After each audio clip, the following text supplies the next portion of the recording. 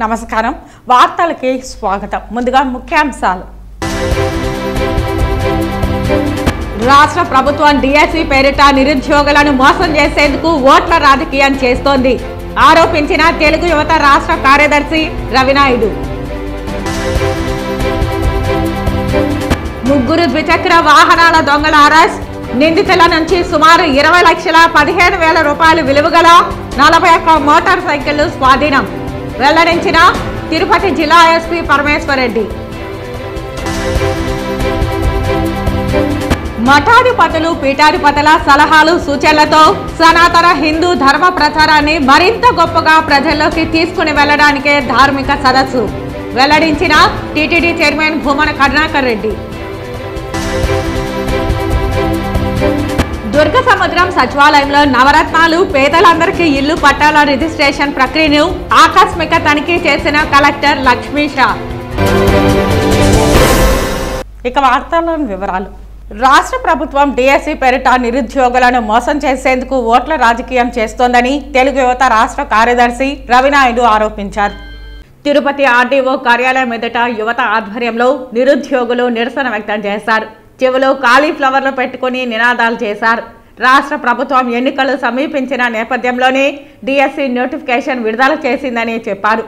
ఓట్ల కోసమే నిరుద్యోగులను మోసం చేసేందుకు ఈ నియామకాల భర్తీ చేపట్టారని ఆవేదన వ్యక్తం చేశారు. మెగా డిఎస్సి నోటిఫికేషన్ తక్షణం విడుదల చేయాలని డిమాండ్ చేశారు. జగన్మోహన్ రెడ్డి ప్రతిపక్షంలో ఉన్నప్పుడు 25,000 టీచర్ పోస్టులు నేను అధికారంలోకి వస్తే మెగా ప్రకటిస్తా, ప్రతి ఒక్క బీడీ ఎంఈడీ చేసిన ప్రతి అభ్యర్థిని స్కూల్స్లో టీచర్లుగా చూస్తాను, మీకు మేనమామగా ఉంటానని చెప్పిన జగన్మోహన్ రెడ్డి అధికారంలోకి వచ్చి 4 సంవత్సరాల 11 నెలలు అవుతున్నా ఇంతవరకు ఒక డిఎస్సి అంటే కదా ఒక డిఎస్సి ప్రకటించాల.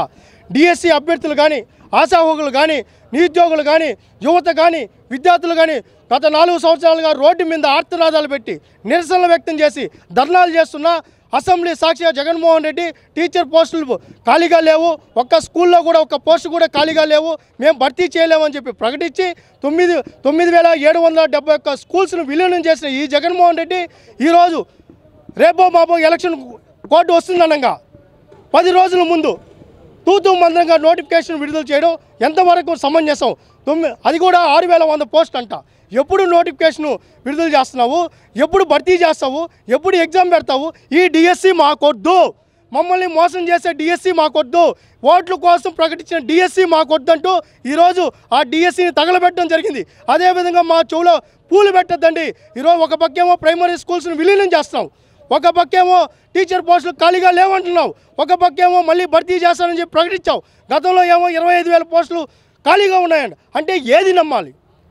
ఎందుకు మమ్మల్ని ఉరితాళ్లతో ఈరోజు చంపాలని చూస్తున్నాం? మేము అభ్యర్థులుగా ఆశావకులుగా నిరుద్యోగులుగా ఈ డిఎస్సిని మేము వ్యతిరేకిస్తున్నాం, తగలబెడతాం. చంద్రబాబు నాయుడు గారు ముఖ్యమంత్రి అవుతారు, 50,000 పోస్టులు డిఎస్సిని వెంటనే తొందరలోనే భర్తీ చేసే విధంగా ప్రకటన ఉంటుందని చెప్పి మేము తెలియజేసుకుంటూ నిరుద్యోగులందరూ కూడా తెలుగుదేశం పార్టీకి జనసేన పార్టీకి మద్దతు తెలపడానికి సిద్ధంగా ఉన్నామని చెప్పి ఇక్కడి నుంచి తెలియజేస్తాం. పోలీసులే గంజాయిని విక్రయిస్తుండడం బాధాకరమని, ఏపీని గంజాయి రాష్ట్రంగా మార్చిన ఘనత సీఎంకే చెల్లుతుందని తిరుపతి మాజీ ఎమ్మెల్యే సుగుణమ్మ మండిపడ్డారు. ఎన్నికల సమయంలో ప్రభుత్వం విడుదల చేసింది మెగా డిఎస్సి కాదు, దగా డిఎస్సి అని తిరుపతి మాజీ ఎమ్మెల్యే సుగుణమ్మ పేర్కొన్నారు. ఏపీని గంజాయి రాష్ట్రంగా మార్చిన ఘనత సీఎంకే చెల్లుతుందని పేర్కొన్నారు. పోలీసులే గంజాయిని విక్రయిస్తుండడం బాధాకరమని అన్నారు. ఏపీకి పెట్టుబడులు తీసుకురాలేదు, ఉద్యోగ ఉపాధి అవకాశాలు కరువయ్యాయని పేర్కొన్నారు. రాష్ట్రాన్ని అప్పుల ఆంధ్రప్రదేశ్గా మార్చారని, రాష్ట్ర ప్రజలు టీడీపీ జనసేన పరిపాలన కోరుకుంటున్నారని తెలిపారు. దొంగ ఓట్లతోనే వైసీపీ నేతలు ప్రతి ఎన్నికల్లోనూ గెలుస్తున్నారని చెప్పారు. దొంగ ఓట్ల వ్యవహారంలో 22 మంది ఉన్నత స్థాయి అధికారులపై ఎన్నికల కమిషన్ చర్యలు తీసుకుందని తెలిపారు. దొంగ ఓట్లు చేర్పిస్తున్న వైసీపీ నేతలకు ప్రభుత్వ అధికారులు సహకరించకండని పేర్కొన్నారు. మీ ఓటు ఉందో లేదో ప్రతి ఒక్కరూ సరిచూసుకోవాలని, తిరుపతి వైసీపీ కార్పొరేటర్లు దొంగ ఓట్లను నమోదు చేయించారని తెలిపారు. దొంగ ఓటర్లను గుర్తించి ఎన్నికల కమిషన్ దృష్టికి తీసుకెళ్తామని చెప్పారు.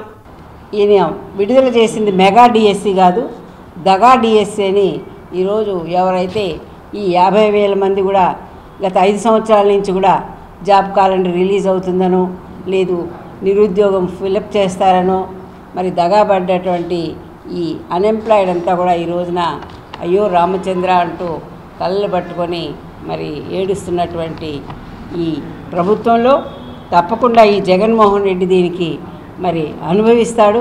ఎందుకంటే అన్ని వర్గాల వారిని కూడా మోసపూరిత మాటలతో మోసం చేసినటువంటి జగన్మోహన్ రెడ్డికి మరి ఇంకా అంతిమ గడియలు ఆసన్నమైనాయి అనేదానికి ఇవన్నీ కూడా నిదర్శనాలు.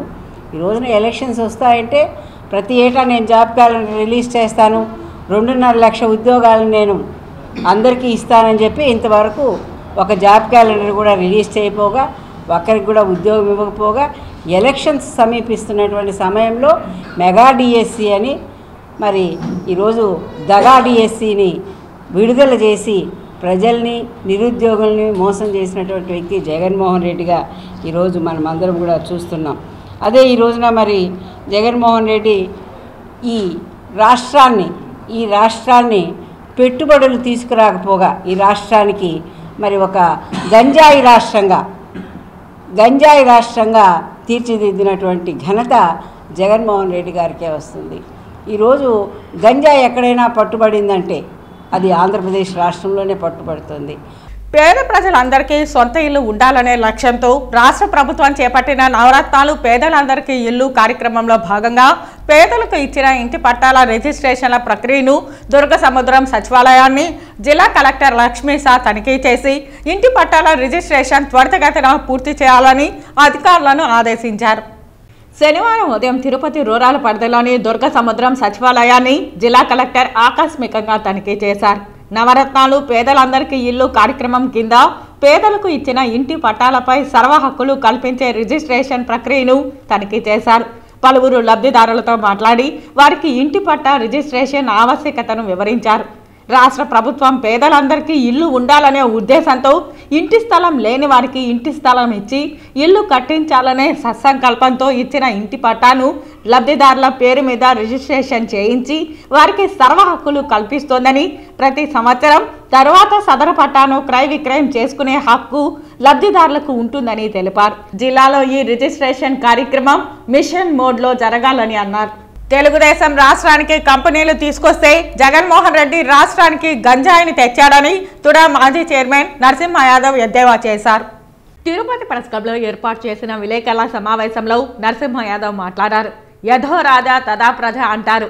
ఆర్థిక ఉగ్రవాది జగన్ పాలకుడు అవడంతో రాష్ట్రంలో వనరులన్నీ దోపిడీకి గురై అరాచకం రాజ్యం ఏలుతోందని ధ్వజమెత్తారు.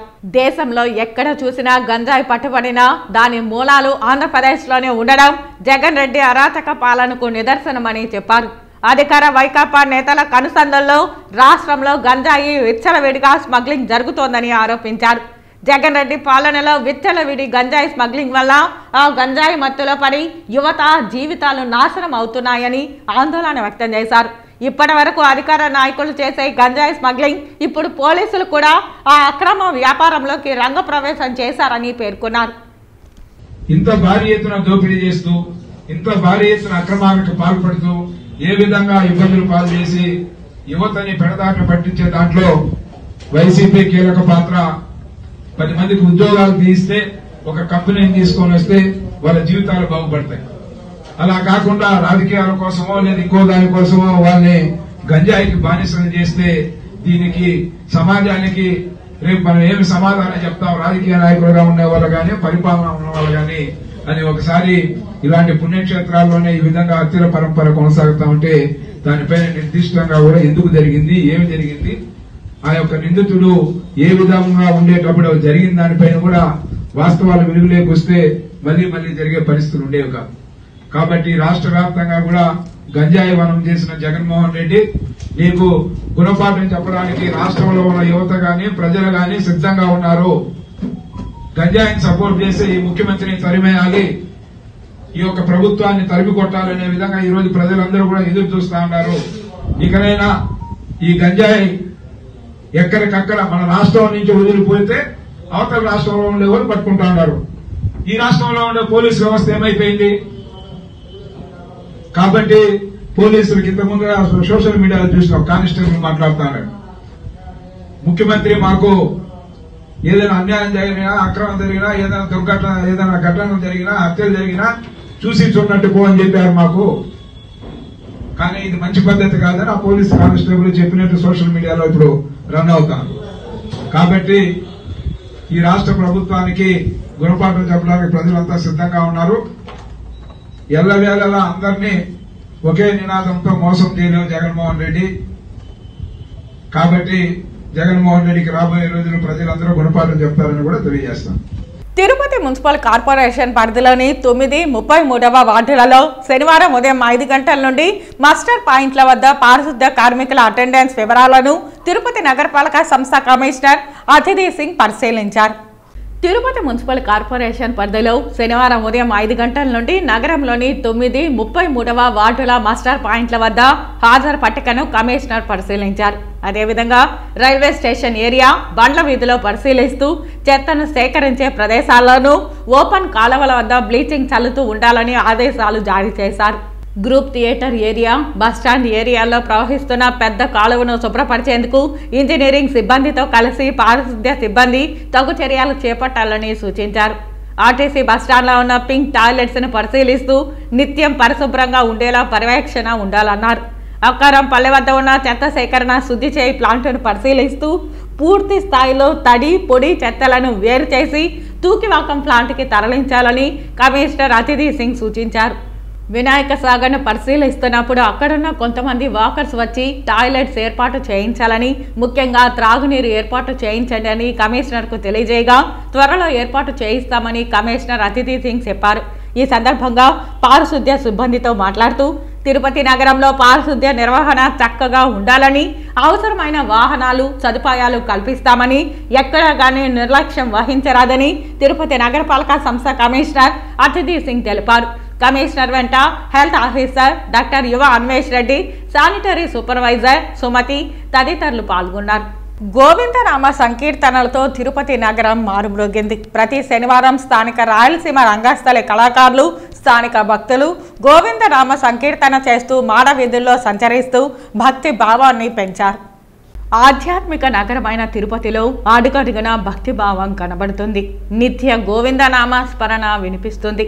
స్థానిక రాయలసీమ రంగస్థలి కళాకారులు ప్రతి శనివారం నగర సంకీర్తన చేయాలని సంకల్పించారు. ఈ క్రమంలో నేటి ఉదయం వేకుజామున స్నానమాచరించి గోవిందనామాలు ధరించి గోవిందనామ సంకీర్తనలు చేస్తూ గోవిందరాజస్వామి ఆలయ మాడ వీధుల్లో మంగళ వాయిద్యాల నడుమ పర్యటించారు.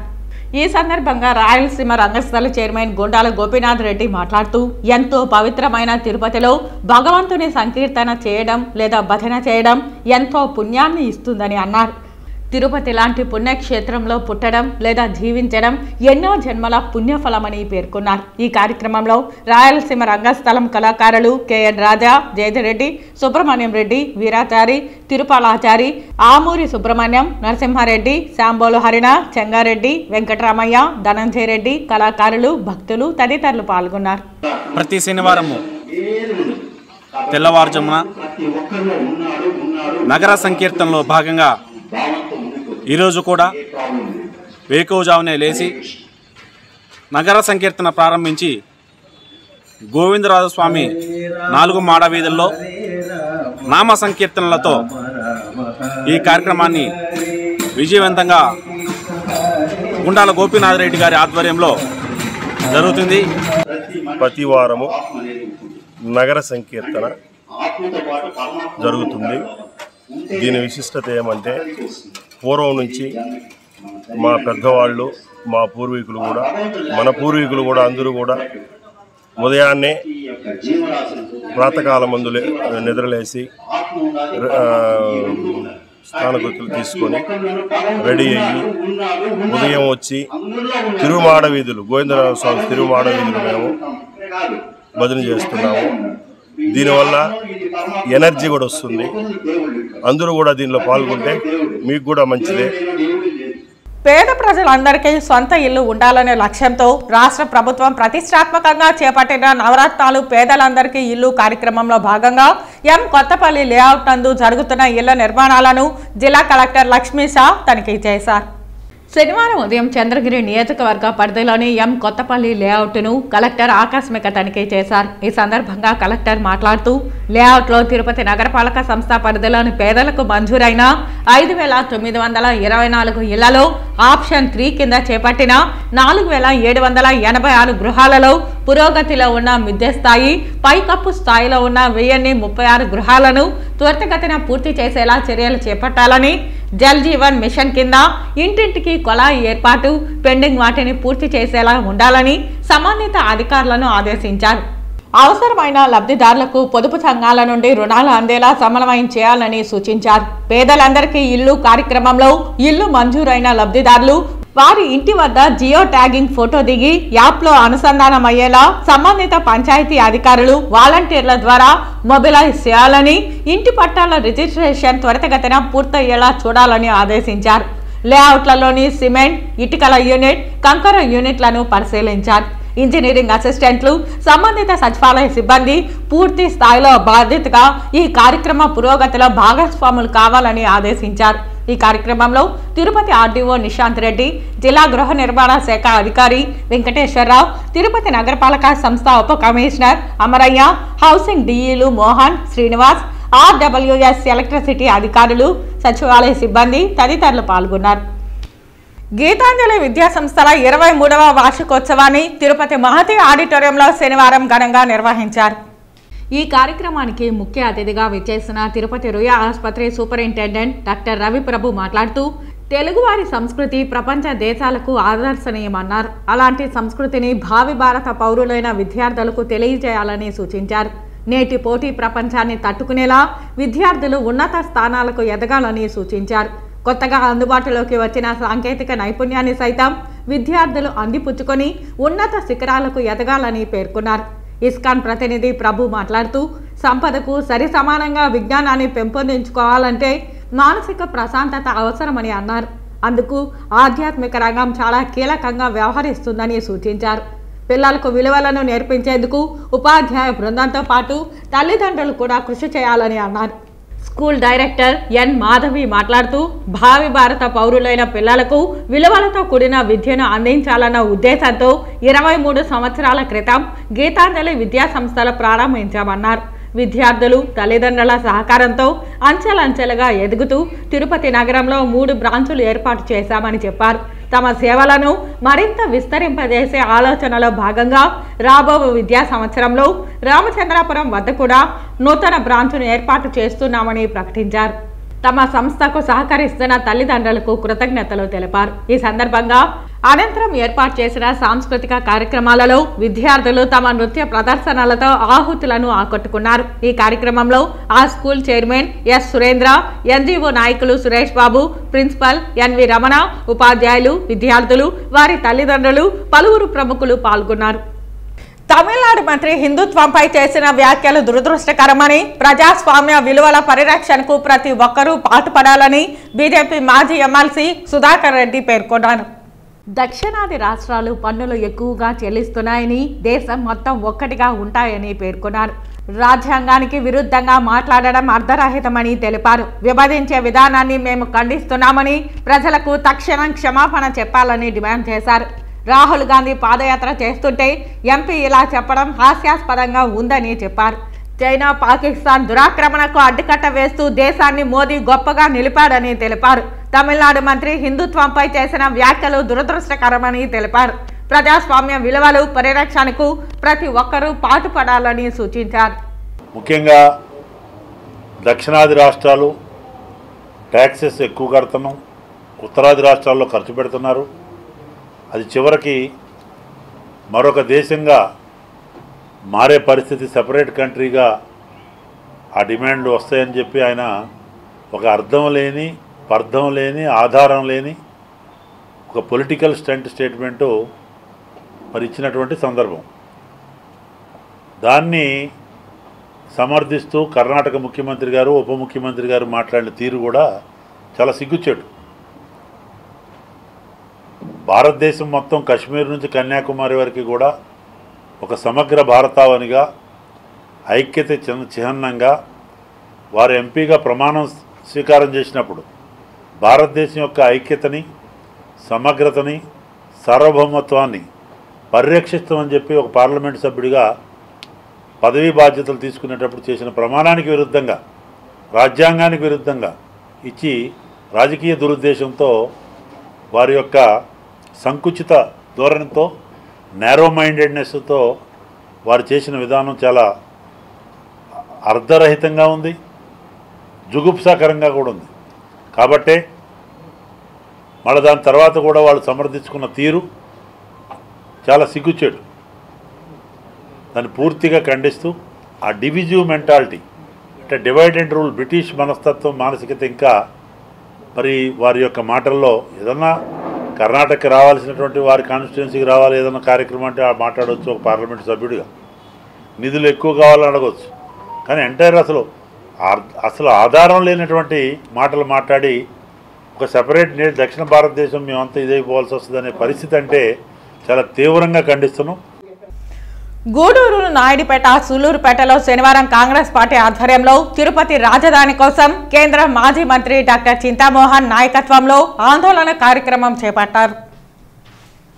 తిరుపతి రాజధాని నగరం కావాలని ఆంధ్రప్రదేశ్ రాష్ట్రంలో అందరికీ ఆమోదయోగ్యమైనటువంటి ప్రాంతం తిరుపతి. ఎందుకు తిరుపతి చేయాలి? తిరుపతిలో 1,00,000 ఎకరాల ప్రభుత్వ భూములు ఖాళీగా ఉన్నాయి. డబ్బు ఖర్చు చేయాల్సిన పని లేదు. భూముల కొరగా ఏర్పేడు నుంచి రాపూరు దాకా 1,00,000 ఎకరాల ప్రభుత్వ భూములు ఉన్నాయి. బంజారా హిల్స్, మరి జూబ్లీ హిల్స్ లాగా మరి అక్కడ కొండలు ఉన్నాయి. వెంకటగిరి కొండలు, రాపూరు కొండలు హాయిగా ఉన్నాయి. మరి వాతావరణం చాలా బాగుంటుంది. తిరుపతి వాతావరణం, మంచినీళ్ళు అక్కడ ఉన్నాయి. జలాశయంలో మంచినీళ్ళు ఉన్నాయి. మరి సోమశిల, కండలేరులో మంచినీళ్ళు ఉన్నాయి. ప్రక్కనే అంతర్జాతీయ విమానాశ్రయం ఉంది. రేణిగుంటలో 7 జాతీయ రహదారులు ఉన్నాయి. 7 విశ్వవిద్యాలయాలు ఉన్నాయి. 100ల కొద్ది కాలేజీలు ఉన్నాయి. మంచి హాస్పిటళ్ళు ఉన్నాయి. పలనాడు వాళ్ళైనా, ఉత్తరాంధ్ర వాళ్ళైనా, రాయలసీమ వాళ్ళైనా, కోస్తా ఆంధ్ర వాళ్ళైనా తిరుపతికి ఆమోద ముద్ర వేస్తారు. 70 సంవత్సరాల నాడు జరిగినటువంటి పొరపాటు వల్ల ఇన్ని రాష్ట్ర విభజన ఈరోజు జరిగింది. అదే తిరుపతిలో ఉంటే రాజధాని నగరం ఈరోజు హైదరాబాదు మనం పోంగొట్టుకునే ఉండేవాళ్ళం కాదు. మరి ఎన్జి రంగా గారు వారు చెప్పినటువంటి ఆలోచన ప్రకారంగా తిరుపతి మంచిదని అందరూ ప్రజలు భావిస్తున్నారు. దీనిపైన ప్రజా బ్యాలెట్ను మేము తీసుకొస్తాం. అన్ని ప్రాంతాలకు వెళ్ళి తిరుపతి ఆమోదమా కాదా అని తెలుసుకుంటాం. మరి అంతేకాదు, ఆ రోజు చెప్పాడు 300 సంవత్సరాల నాడు బ్రహ్మయ్య గారు చెప్పారు తిరుపతి రాజధాని నగరం అవుతుందని. ఈరోజు పరిస్థితులు ఆ విధంగా కనిపిస్తున్నాయి. నేను అడుగుతున్నాను ముక్కు సూటిగా చంద్రబాబుని, నీకు తుళ్ళూరు కావాలా తిరుపతి కావాలా? రా, నీకు బయటపడు. మరి నేను జగన్ అడుగుతున్నాను, నీకు వైజాగ్ కావాలా తిరుపతి కావాలా? చెప్పు, నీకు ఏది ఇష్టమో అది చెప్పమని చెప్పి తెలియజేస్తున్నా. మీకు రండి, ప్రజా కోర్టులోకి వెళదాం, ఎవరు ఏం చెప్తారో విందాం. తిరుపతి ఆస్థాన మండపంలో శనివారం శ్రీ వెంకటేశ్వర ధార్మిక సదస్సు వైభవంగా ప్రారంభమైంది. టీటీడీ ధర్మకర్తల మండలి అధ్యక్షులు భూమన కరుణాకర్ రెడ్డి ప్రారంభ ఉపన్యాసం చేశారు. మఠాధిపతులు, పీఠాధిపతుల సలహాలు, సూచనలతో సనాతన హిందూ ధర్మ ప్రచారాన్ని మరింత గొప్పగా ప్రజల్లోకి తీసుకుని వెళ్లడానికి ధార్మిక సదస్సు నిర్వహించాలని నిర్ణయించినట్లు ఆయన తెలిపారు. తాను తొలిసారి చైర్మన్గా ఉన్న సమయంలో 2 సార్లు ధార్మిక సదస్సులు నిర్వహించి పీఠాధిపతులు, మఠాధిపతుల సూచనలు, సలహాలను స్వీకరించి దళిత గోవిందం, మత్స్య గోవిందం, గిరిజన గోవిందం లాంటి కార్యక్రమాలను నిర్వహించి భగవంతుని భక్తుల చెంతకి తీసుకుని వెళ్లామని చెప్పారు. స్వామివారికి సంకీర్తనలతో సేవ అందించిన అన్నమాచార్య, పురంధరదాసు, కనకదాసు, తరిగొండ వెంగమాంబల పేర్లతో ప్రాజెక్టులు నిర్వహిస్తున్నామని చెప్పారు. తాను తొలిసారి చైర్మన్గా ఉన్న సమయంలో స్వామీజీల సూచనలతోనే ఎస్వీబీసీ ఛానల్ ఏర్పాటు చేసి ధర్మ ప్రచారానికి కొత్త అధ్యాయం ప్రారంభించామని గుర్తు చేశారు. వేద పరిరక్షణ కోసం వేద విశ్వవిద్యాలయం ఏర్పాటు చేశామన్నారు. సనాతన హిందూ ధర్మ ప్రచారాన్ని చిత్తశుద్ధితో ప్రజలకు చేరువ చేస్తున్న టీటీడీ మీద అవాస్తవ విమర్శలు, దాడి జరుగుతోందని కరుణాకర్ రెడ్డి స్వామీజీలకు విన్నవించారు. మీ ఆశీస్సులతో సలహాలు, సూచనలను శాసనంగా భావించి టీటీడీ ధర్మ ప్రచారానికి పునరంకితం అవుతుందని ఆయన స్వామీజీలకు విన్నవించారు. తమ వైపు నుంచి ఏవైనా పొరపాట్లు జరిగి ఉంటే తగిన సూచనలు సలహాలు ఇస్తే వాటిని సరిచేసుకోవడానికి సిద్ధంగా ఉన్నామని కరుణాకర్ రెడ్డి చెప్పారు. 3 రోజుల పాటు జరిగే ఈ సదస్సు సోమవారం ముగియనుంది. దేశంలోని వివిధ ప్రాంతాల నుండి పీఠాధిపతులు, మఠాధిపతులు హాజరయ్యారు.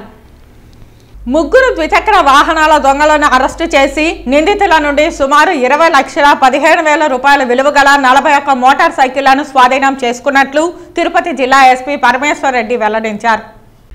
రేణిగుంట డీఎస్పీ భవ్యకిషోర్ పర్యవేక్షణలో Renigunta police station CI Subba Reddy మరియు ఐడి పార్టీ ప్రత్యేక బృందాలుగా ఏర్పడి రేణిగుంట రైల్వే స్టేషన్ పార్కింగ్ ఏరియాలో మరియు యాత్రికులు రద్దీ ఎక్కువగా ఉన్న ప్రదేశాలలో అనుమానితుల కదలికలపై నిఘా పెట్టారు. ప్రతిరోజు వాహనాలు తనిఖీ చేసే క్రమంలో ఈరోజు Renigunta railway station Venugopalapuram cross వద్ద ముద్దాయిలను గుర్తించి అదుపులోకి తీసుకున్నారు. వీరు రేణిగుంట పోలీస్ స్టేషన్ పరిధిలో 13 మోటార్ సైకిళ్లు, తిరుపతి అలిపిరి పోలీస్ స్టేషన్ పరిధిలో 12 మోటార్ సైకిళ్లను మరియు కోడూరు తదితర ప్రాంతాలలో ముద్దాయిలు మోటార్ సైకిల్ దొంగతనాలకు పాల్పడ్డారు. వీరి వద్ద నుండి సుమారు 20,15,000 రూపాయల విలువ గల 41 మోటార్ సైకిళ్లను స్వాధీనం చేసుకున్నారు. Renigunta railway station Alipiri parking area, Koduru పట్టణం ప్రాంతాలలో పార్కింగ్ చేసి ఉన్న ద్విచక్ర వాహనాలను దొంగతనం చేసి అమ్మేయడమే వీరి నేరవృత్తి. A1, A2 ముద్దాయిలు ఇద్దరిని కోడూరు పట్టణ వాసులే మరియు పాత నేరస్తులుగా గుర్తించారు. A3 కరీం పాత నేరస్తుడు, తమిళనాడు వాసిగా గుర్తించారు.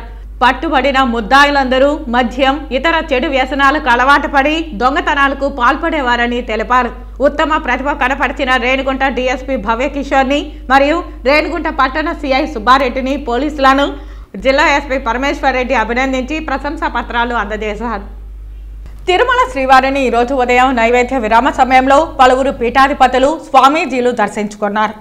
తిరుమల శ్రీవారిని ఈరోజు ఉదయం నైవేద్య విరామ సమయంలో దేవానంద చిన్నజీఆర్ స్వామీజీ, హైదరాబాద్ కుక్కే సుబ్రహ్మణ్యం పీఠాధిపతి, విద్యాప్రసన్న తీర్థులు, వ్యాసరాజు మఠం పీఠాధిపతి విద్యాతీర్థ స్వామీజీ, సత్యానంద ఆశ్రమం పీఠాధిపతి శ్రీహరి తీర్థానంద స్వామీజీ, విశ్వగురు ఆశ్రమం విశ్వయోగి స్వామీజీ, భువనేశ్వరి తీర్థ చిదానంద ఆశ్రమం పీఠాధిపతి సత్యానంద భారతీ స్వామీజీ, కడప బ్రహ్మంగారి మఠం పీఠాధిపతి విరజానంద స్వామీజీ వేరువేరుగా దర్శించుకున్నారు. ఆలయ అధికారులు స్వాగతం పలికి దర్శన ఏర్పాట్లు చేశారు. దర్శన అనంతరం రంగనాయకుల మండపంలో వేద పండితులు వేదాశీర్వచనం అందించగా టీటీడీ అధికారులు తీర్థ ప్రసాదాలు అందజేశారు. తిరుమల శ్రీవారిని ఈరోజు ఉదయం ఏపీ విరామ సమయంలో పలువురు ప్రముఖులు దర్శించుకున్నారు. తిరుమల శ్రీవారిని ఈరోజు ఉదయం వీఐపీ విరామ సమయంలో కేంద్ర సహాయక మంత్రి ఎల్ మురుగన్, ఎమ్మెల్సీ రామ్ గోపాల్ రెడ్డి, సినీ నటుడు శివారెడ్డి వేరువేరుగా దర్శించుకున్నారు. వీరికి ఆలయ అధికారులు స్వాగతం పలికి దర్శన ఏర్పాట్లు చేశారు. దర్శన అనంతరం రంగనాయకుల మండపంలో వేద పండితులు వేదాశీర్వచనం అందించగా టీటీడీ అధికారులు తీర్థ ప్రసాదాలు అందజేశారు. వార్తలు ముగించే ముందు ముఖ్యాంశాలు మరోసారి. రాష్ట్ర ప్రభుత్వం డిఎస్సి పేరిట నిరుద్యోగులను మోసం చేసేందుకు ఓట్ల రాజకీయం చేస్తోంది ఆరోపించిన తెలుగు యువత రాష్ట్ర కార్యదర్శి రవినాయుడు. 3 ద్విచక్ర వాహనాల దొంగల అరెస్ట్, నిందితుల నుంచి సుమారు 20,15,000 రూపాయలు విలువగల 41 మోటార్ సైకిళ్లు స్వాధీనం వెల్లడించిన తిరుపతి జిల్లా ఎస్పీ పరమేశ్వర్ రెడ్డి. మఠాధిపతులు, పీఠాధిపతుల సలహాలు, సూచనలతో సనాతన హిందూ ధర్మ ప్రచారాన్ని మరింత గొప్పగా ప్రజల్లోకి తీసుకుని వెళ్లడానికే ధార్మిక సదస్సు వెల్లడించిన టీటీడీ చైర్మన్ భూమన కరుణాకర్ రెడ్డి. దుర్గ సముద్రం సచివాలయంలో నవరత్నాలు, పేదలందరికీ ఇల్లు పట్టాల రిజిస్ట్రేషన్ ప్రక్రియను ఆకస్మిక తనిఖీ చేసిన కలెక్టర్ లక్ష్మీషా. ఈ వార్తలు ఇంతటితో సమాప్తం. నమస్కారం.